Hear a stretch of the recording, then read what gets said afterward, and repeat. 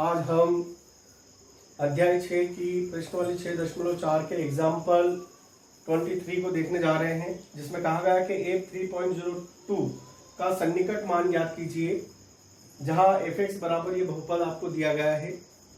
हम इस सवाल को करने के लिए इन सूत्रों का प्रयोग करेंगे। डेल y अर्थात dy/dx है। Del y is equal to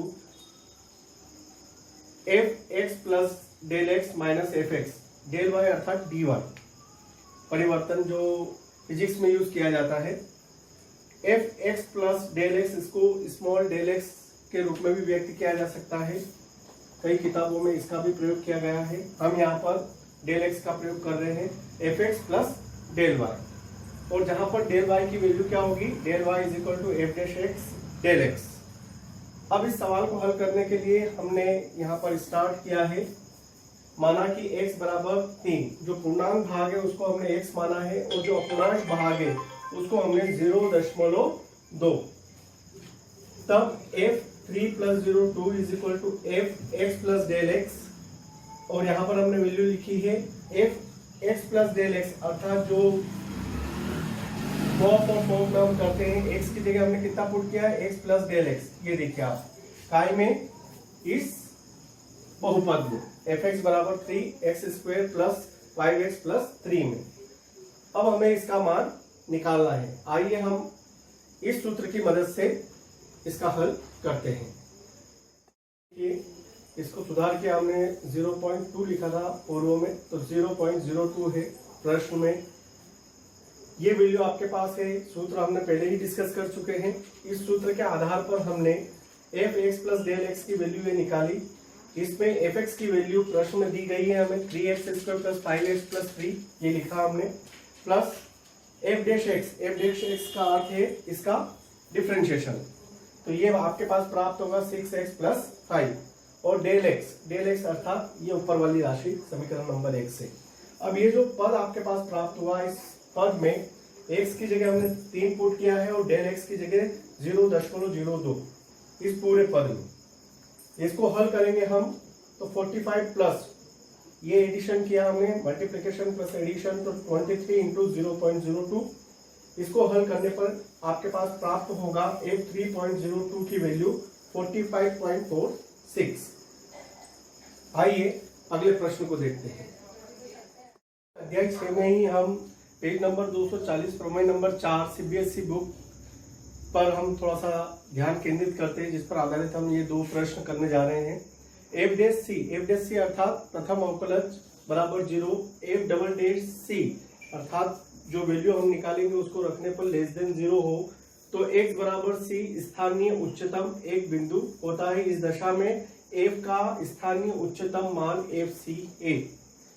इसी प्रकार ये कंडीशन जब चेंज हो जाए, इज ग्रेटर देन मतलब फलन का मान द्वितीय अवकलज 0 से बड़ा हो, तब वह क्या हो जाएगा, निम्नतम मान को ग्रहण करेगा। आइए इस स्थिति पर आधारित 2 प्रश्नों को हम पढ़ते हैं। एक शॉर्टकट लिखा है मैंने, और ये 6.5 का 13 क्वेश्चन है। ऐसी 2 संख्याएं ज्ञात करो जिसका योगफल 24 है। यहाँ पर है योग 15 है। इस उदाहरण में उदाहरण नंबर 34 पेज नंबर 242 पर वह गुणनफल उच्चतम हो, यहाँ पर वर्गों का योग न्यूनतम हो। आइए इस प्रमेय के आधार पर इन प्रश्नों को हल करते हैं।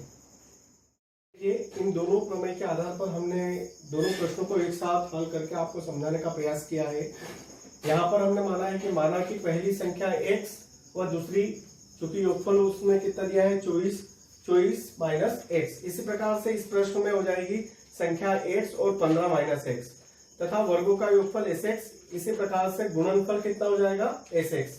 तब sx बराबर यहाँ पर वर्गों का योग x square plus 15 minus x का होल स्क्वायर। यहाँ पर गुणनफल तो गुणा किया हमने तो 24x माइनस x स्क्वायर, और यहाँ पर a माइनस b का होल स्क्वायर का फार्मूला लगाकर इसको हल किया है। तो इस पूरे एक्सप्रेशन का मान ये आपके पास प्राप्त हुआ 2x square minus 30x plus 225। अब जैसा कि प्रमेय में कहा गया है, f डैश की बात करते हैं हम, तो s डैश x अर्थात पहली बार अवकलन किया, यहाँ पे भी पहली बार अवकलन किया है, तो ये 2 आगे आगे 2 दूनी 4x माइनस x का अवकलन 1 हो जाएगा, तो कितना हो गया -30 और ये पूरा 0। इसी प्रकार यहाँ पर देखेंगे x का अवकलन 1 तो 24 माइनस और ये हो जाएगा 2x। फिर वापस से पुनः इसका दूसरी बार अवकलन करेंगे तो ये केवल x का अवकलन 1 हुआ, तो केवल कितना बचा 4 और 30 का 0 हो जाएगा। अचल राशि का अवकलन कितना होता है 0। अब यहाँ पर हम देखेंगे तो दूसरी बार में अवकलन ये 0 हुआ और x का 1 हुआ तो ये -2। अब यहाँ से स्पष्ट है, ये देखिए पहले स्टेटमेंट के आधार पर उन्होंने कहा है कि यदि द्वितीय अवकलन इज लेस देन 0 अर्थात ऋणात्मक प्राप्त हो जाता है तो वह उच्चतम होगा, वह बिंदु कैसा होगा उच्चतम बिंदु होगा। और इसी प्रकार से यहाँ देखिए ये 0 से बड़ा है तो ये निम्नतम होगा। आइए x के उस मान को हम ज्ञात कर लेते हैं। किस हिसाब से ज्ञात करेंगे, f' बराबर 0। दोनों में देखिए आप कि पहले अवकलन को हम किसके बराबर लिख लेंगे 0 के बराबर। आइए हम देखते हैं।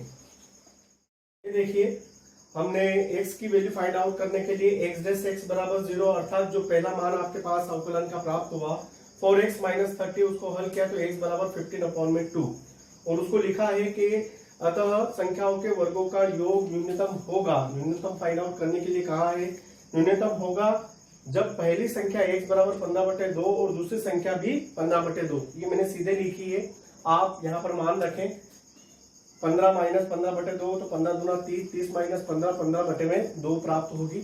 इसी क्रम में मैंने इस सवाल को भी किया है, देखिए आप s' बराबर 0 तो 24 - 20 2x बराबर 24 x बराबर 12। संख्याओं का गुणनफल उच्चतम होगा जब x बराबर 12 और दूसरी संख्या आपके पास 12 में से 12 गए तो 12। इस प्रकार हमने प्रमेय नंबर 4 के आधार पर 2 विविध प्रश्नों को हल किया है जो कि परीक्षा की दृष्टि से बड़े उपयोगी है। आइए अगले प्रश्न पर चलते हैं। आइए एक्सरसाइज 6.5 के 12 सम को देखते हैं, जिसमें कहा गया है कि समवृत्त अंतराल ये क्लोज इंटरवल है 0,2 पाई पर x प्लस साइन 2x का उच्चतम और निम्नतम मान ज्ञात कीजिए। इसे ज्ञात करने के लिए हम इसका डिफरेंशिएशन करेंगे और डिफरेंशिएशन करने के बाद x की वैल्यू फाइंड आउट करेंगे और x की वैल्यू को देखेंगे हम, वो वैल्यू 0 से 2 पाई के मध्य में है तो सभी मानों को रखकर निम्नतम और उच्चतम मान को देखेंगे। आइए इस प्रश्न को हल करते हैं। ये देखिए हमने दिए गए फलन को एक नाम दिया, उसका डिफरेंशिएशन किया है, x का 1 हुआ, साइन का cos हो जाएगा और चूंकि 2x है, x की जगह कितना है 2x है तो x का केवल 2 तो पूरा f' is equal to 1 + 2 cos of 2x। उच्चतम और निम्नतम मान के लिए जो प्रमेय है, प्रमेय के आधार पर हम कर रहे हैं कि f' बराबर 0, x की वैल्यू यहाँ पर आपके पास प्राप्त होगी cos 2x बराबर -½ ये -1 इधर आ जाएगा, 1 इधर आया तो माइनस का हुआ, 2 बटे में आ गए, ये वैल्यू आपकी बनती है -cos π/3। अब कक्षा 11वीं के आधार पर जब हम देखते हैं इसका व्यापक हल जब करते हैं, nth टर्म को देखते हैं तो उसको हम सेकेंड कोऑर्डिनेट में आने पर cos की वैल्यू नेगेटिव होती है तो cos 2 π/3 is equal to -cos π/3 होता है। इसी प्रकार ये चक्र आगे बढ़ता जाएगा तो वैल्यू आपकी cos 4 π/3, cos 8 π/3, cos 10 π/3 इस प्रकार चलती जाएगी। तो सभी मानों के लिए 0 जो आपके पास अंतराल दिया गया है 0 to 2 पाई, तो किन किन मानों को ग्रहण कर रहा है, इसलिए हमने यहाँ पर cos 2 पाई के बाद 4 पाई, 8 पाई और 10 पाई लिया है।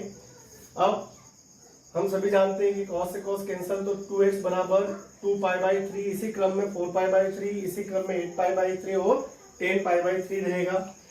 जब 2 से डिवाइड कर देंगे हम तो यहाँ π/3, 2 π/3, 4 π/3 और 5 π/3 आपके पास वैल्यू बचेगी।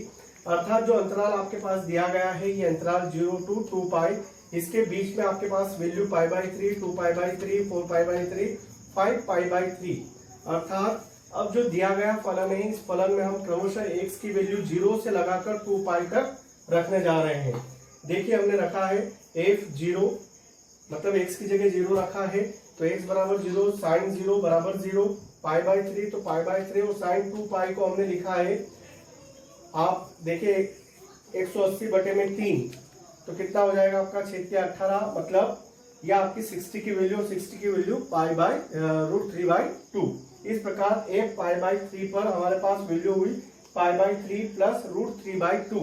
इसी क्रम में देखते जाइए आप, 2 पाई बाय 3 ये x की वैल्यू हुई, प्लस का क्या हो गया यहाँ पर माइनस, फिर 4 पाई बाय 3 पर 4/5 ये x की वैल्यू 4 पाई बाय 3, और यहाँ पर अल्टरनेट करते जाइए आप, वैल्यू वही आएगी प्लस माइनस, क्योंकि कोऑर्डिनेट सिस्टम जब चेंज होता है तो वैल्यू प्लस माइनस में चलती जाती है। तो ये माइनस है तो प्लस, फिर 5 पाई बाय 3 की वैल्यू x की जगह रखा हमने पाई अपॉन में 3, और ये वैल्यू चेंज हुई तो आपकी प्लस की क्या हो गई माइनस।